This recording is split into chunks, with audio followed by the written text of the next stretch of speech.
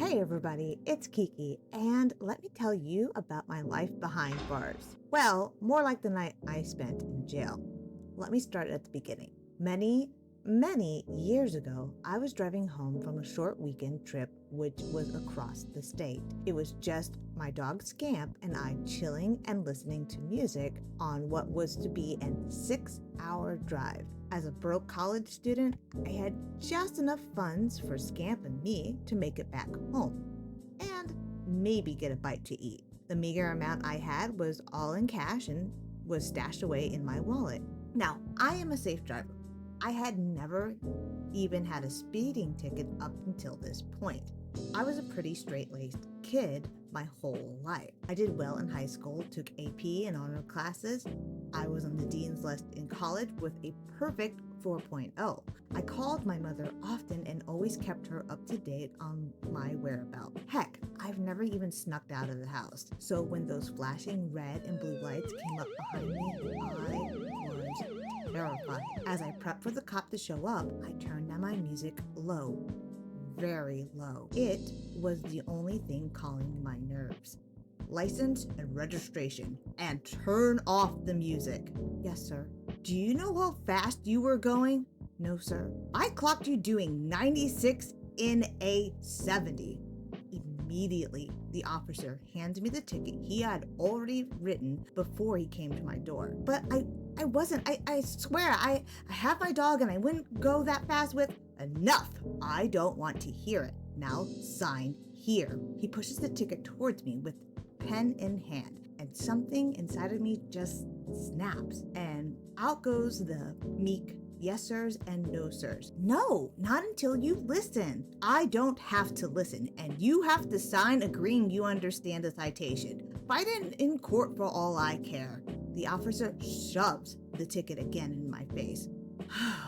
Just sign, Kiki. Stop arguing with him. Just sign. There's nothing else you can do. Just say, yes, sir, and sign the damn ticket.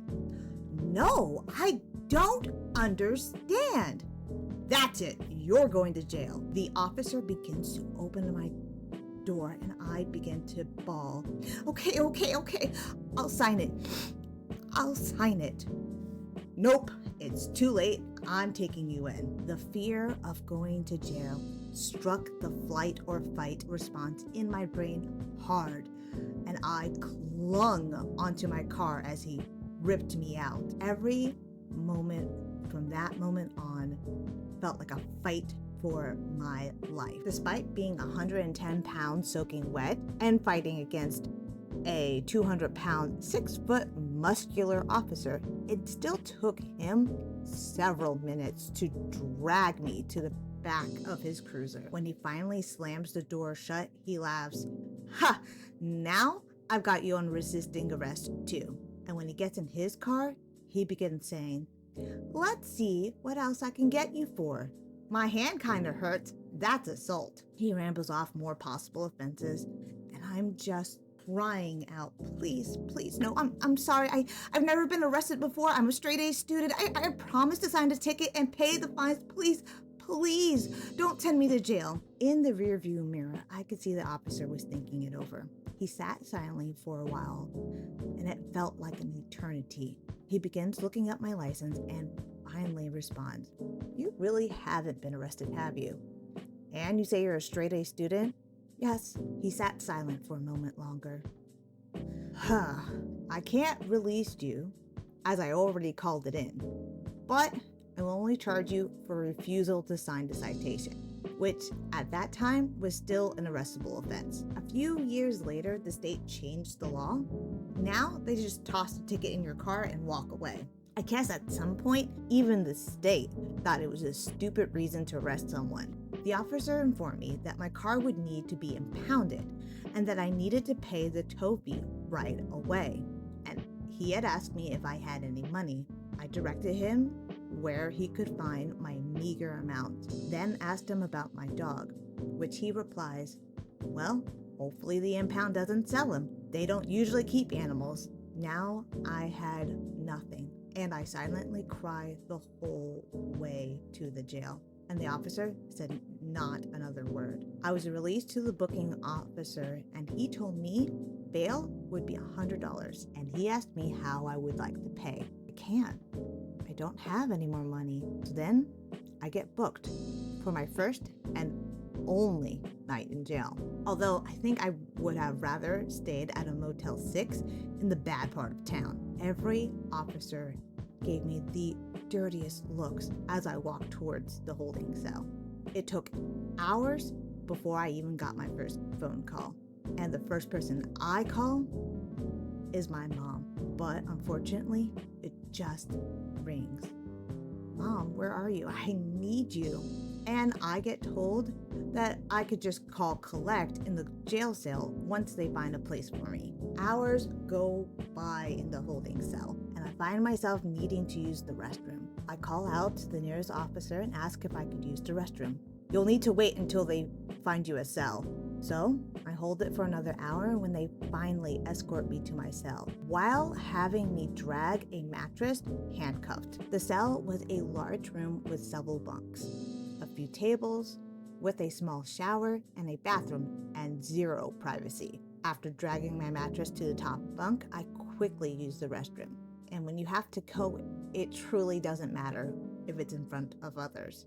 I was arrested around noon, and now it was almost 8 p.m., and I hadn't eaten anything that day. I asked the guard if I could get something to eat, and of course, I had already missed mealtime and have to wait till morning. If I had any more tears left, I would have broken down crying right then and there. One of my cellmates was an elderly lady that she claims was arrested for a pretty stupid thing as well. She handed me some crackers and even let me use her crayons and some paper to draw before lights out. As she had told me, I reminded her of her granddaughter. So as a thank you, I draw an anime character for her. She was absolutely one of the nicest people I have ever met, which was kind of funny considering where we were. Needless to say, I didn't sleep at all that night. And at 6 a.m., I could finally eat. You would think only eating crackers the night before would get me to eat all of my breakfast, but the food was just inedible. I couldn't stomach it, but my kind jailhouse grandmother pushed me to eat a few bites. After breakfast, I tried calling my mother again. Oh, thank God, she picked up. It was so good to hear her voice. Of course, my mother would bail me out, except one thing. The only type of payment they accepted for bail was cash, and I was still 5 hours from home, and my mom didn't have a way to get out there. So I called my brother. He told me he would 100% come get me. Yay. Except he would have to wait until after work. He's a nurse, so it's not like he could just leave work to come get me at any time. I just wanted to go home. So I called my then boyfriend to see if he'd be willing to drive 1 hour to bail me out. Despite the grief I got from him, he came, and I did eventually get to go home that day, but not, of course, before I begged for him to pay my impound fee, which gratefully included scamp. 4 weeks later, I had to drive back up for my court date. I had to pay $150 for the court fees, $200 for the ticket, and was also expected to do 150 hours of community service. I pleaded with the judge to expunge this from my records, so it didn't affect my ability to get work, and I used my school records as proof that I wasn't a menace to society. And he agreed. Honestly, this whole experience was a mess, and if I could go back, I would have just signed that ticket. Hey guys, if you made it this far in the video, don't forget to leave a like and subscribe to my channel to get more videos like this. Thanks for watching. Bye-bye.